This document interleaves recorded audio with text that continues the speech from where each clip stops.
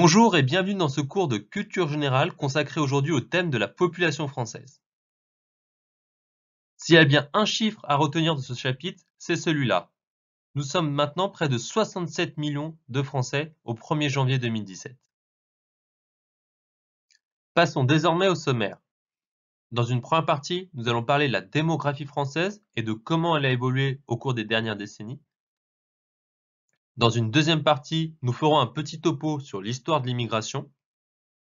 Dans la troisième partie, nous parlerons de la famille française et de comment elle a évolué au cours des 2 derniers siècles. Et enfin, nous ferons un focus sur ce qu'est la famille française au XXIe siècle. Commençons par la première partie.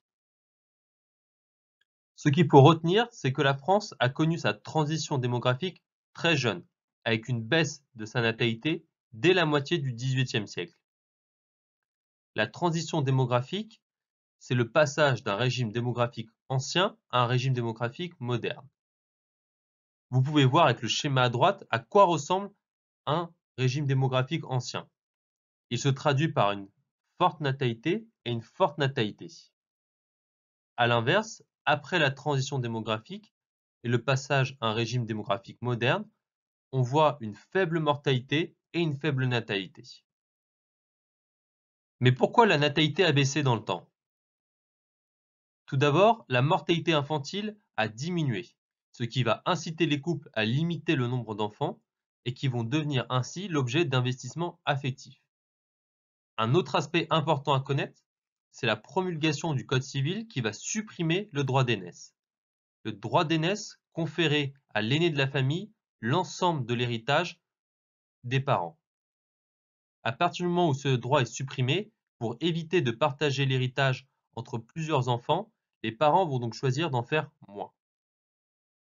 Aujourd'hui, concernant la natalité, elle est stable en France depuis la fin du baby-boom et elle oscille autour de 800 000 naissances par an. Ce qu'il faut aussi savoir, c'est que l'âge de la maternité est en hausse et se situe en moyenne à 30 ans en 2014. Il faut aussi savoir que la France est le seul pays d'Europe à avoir une fécondité stable et élevée depuis 2006. Le vieillissement est une tendance de fond de la population française. Il se mesure par l'augmentation du poids de la population âgée dans la population totale. Et il est surtout dû à 3 facteurs qui sont l'allongement de la durée de vie, la diminution de la mortalité et la diminution de la natalité. Les 2 guerres ont eu un impact non négligeable sur la démographie française, puisqu'ils ont provoqué une rupture dans le cycle des naissances, ce qu'on a appelé les classes creuses. Vous le voyez sur le schéma ici.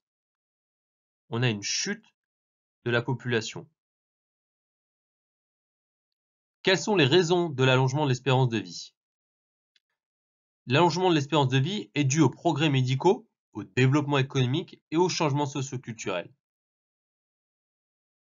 Des progrès considérables ont été faits en médecine et notamment sur la notion d'hygiène avec les découvertes de Pasteur.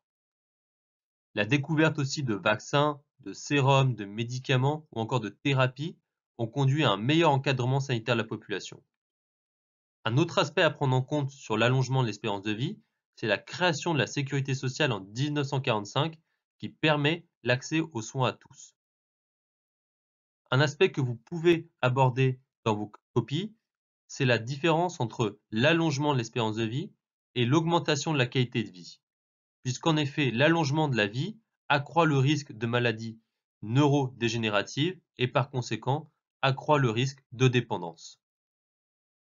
Il faut aussi savoir que nous ne sommes pas tous égaux devant l'espérance de vie. La plus grande différence se fait entre les hommes et les femmes. Puisqu'en effet, en 2014, l'espérance de vie pour une femme était de 85,5 ans contre 79,3 ans pour les hommes. Il faut aussi savoir que l'espérance de vie diffère selon les milieux sociaux. Si l'espérance de vie a augmenté dans toutes les catégories sociales, aujourd'hui encore, les ouvriers vivent toujours moins longtemps que les cadres. Maintenant, nous commençons notre deuxième partie consacrée à l'histoire de l'immigration. Commençons par définir ce qu'est l'immigration. C'est un phénomène désignant des mouvements de population d'un territoire vers un autre. On peut cependant considérer que près d'un cinquième de la population de nationalité française résidant en France est issue de l'immigration depuis un siècle. La France a connu 3 grandes vagues d'immigration dans son histoire. La première a lieu du 19e siècle au début du 20e siècle. C'est une immigration des pays limitrophes. C'est aussi une immigration économique, en lien avec les besoins de main-d'œuvre et qui est perçue comme une solution à la baisse de la natalité en France. La deuxième vague est liée à la Première Guerre mondiale. La France répond ainsi à des besoins en soldats et en main-d'œuvre, favorisant la venue d'étrangers et de coloniaux, venant notamment du Sénégal et d'Indochine. La troisième grande vague a lieu dans les années 50. En effet, pendant les 30 Glorieuses, le modèle tayloriste et la division du travail font appel à une main-d'œuvre peu ou pas qualifiée étrangère. La politique immigratoire française a considérablement changé après mai 68. En effet, à partir de ce moment-là, les autorités vont commencer à freiner l'immigration. Valéry Giscard d'Estaing, alors président, décide même de suspendre l'immigration en France car il y a moins en moins besoin de main-d'œuvre et la génération du baby-boom arrive alors sur le marché du travail. En 1986, la politique migratoire devient même beaucoup plus restrictive, avec l'instauration de visas obligatoires pour les étrangers hors communauté européenne et l'instauration de mesures facilitant les expulsions. Les lois de 2003 à 2006 visent, elles, à lutter contre l'immigration clandestine. De plus en plus, on va vers une immigration choisie. Maintenant, nous arrivons à la troisième partie consacrée à la famille française. Qu'est-ce qu'une famille? La famille, c'est la première instance de socialisation en France. C'est par elle que nous intégrons nos premières normes et valeurs. C'est un pilier forcément de la construction d'un individu, car elle est notre premier point de repère. On appelle la famille nucléaire la famille qui est composée d'un couple et de leurs enfants célibataires. La famille souche, c'est celle qui est composée des parents, des enfants et des grands-parents. La famille élargie ou communautaire comprend les parents, les enfants, les grands-parents, les oncles, les tantes, les cousins et les cousines. Une grosse erreur qui est faite par les candidats, c'est celle de confondre la notion de famille et celle de ménage. Un ménage, au sens statistique du terme, désigne l'ensemble des occupants d'un même logement sans que ces personnes soient forcément unies par des liens de parenté. Procédons maintenant à l'étude de quelques théories sur la notion de famille. Étudions notamment celle de Émile Durkheim, le fameux sociologue. Selon lui, la famille se construit sur les liens du mariage et repose sur l'autorité du père quand la mère s'occupe des tâches domestiques et assume la maternité.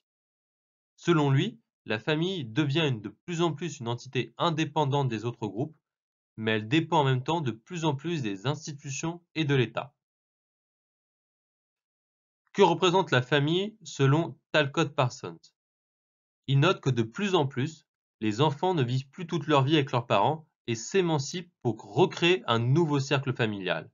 Selon lui, on observe le déclin de la solidarité intergénérationnelle. Enfin, que représente une famille selon l'INSEE?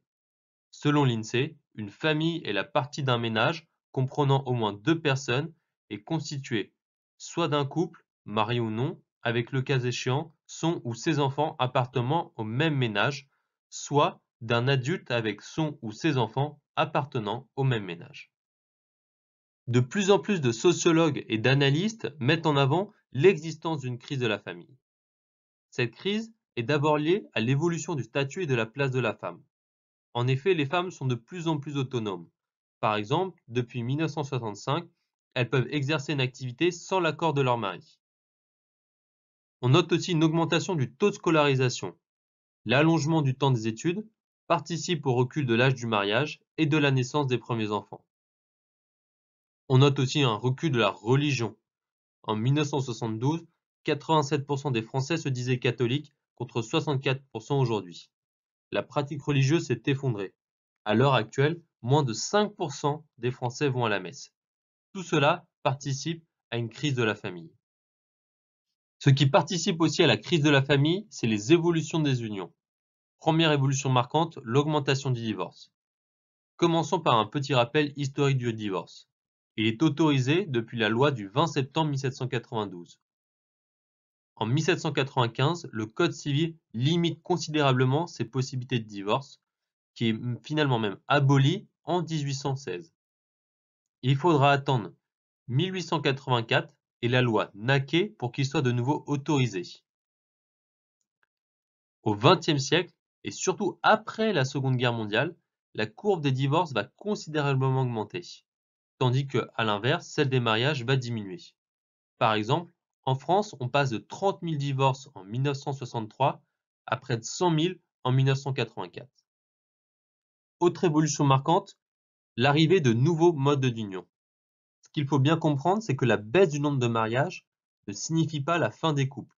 En effet, de plus en plus de personnes choisissent de vivre en concubinage ou en union libre. On note aussi l'apparition du PACS, qui est un contrat d'aide mutuelle entre deux adultes, quel que soit leur sexe et leur nature de lien. Il est autorisé par le tribunal d'instance. Il faut savoir qu'en 2013, près de 97% des PACS sont conclus par des couples hétérosexuels. Finissons notre cours par la quatrième partie qui est consacrée à la famille au XXIe siècle. Qu'est-ce qui caractérise la famille aujourd'hui? Elle est recomposée. En effet, selon l'INSEE, en 2011, 1,5 million d'enfants de moins de 18 ans vivent dans 720 000 familles recomposées. Selon l'INSEE, les familles recomposées sont à géométrie variable. Dans les 2 tiers des cas, les enfants vivent avec l'un de leurs parents et un beau-parent. Le couple s'est séparé puis recomposé. La moitié des enfants des familles recomposées vivent avec leur mère et son nouveau conjoint et 14% avec leur père et sa conjointe.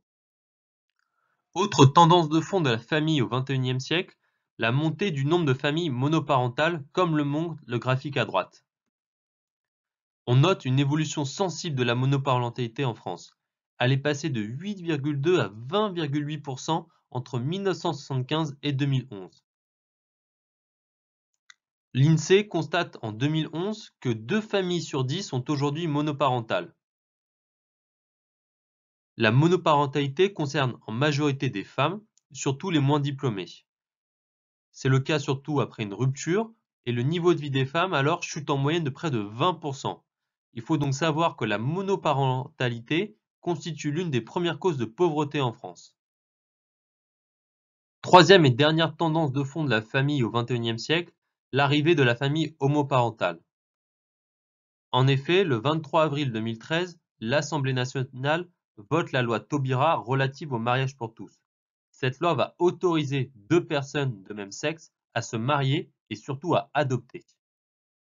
Ainsi, on définit l'homoparentalité comme le lien de droit ou de fait qui lie un ou des enfants à un ou 2 parents homosexuels. Il faut cependant noter que l'homoparentalité est une notion récente, et l'INED estime qu'il est difficile de quantifier ce phénomène faute d'instruments adaptés. Merci d'avoir suivi ce cours de culture générale consacré à la population française. Comme toujours, si vous avez des questions ou des remarques sur ce cours, vous pouvez nous envoyer un mail ou nous contacter directement sur notre plateforme via le chat. À bientôt sur Prep Academy.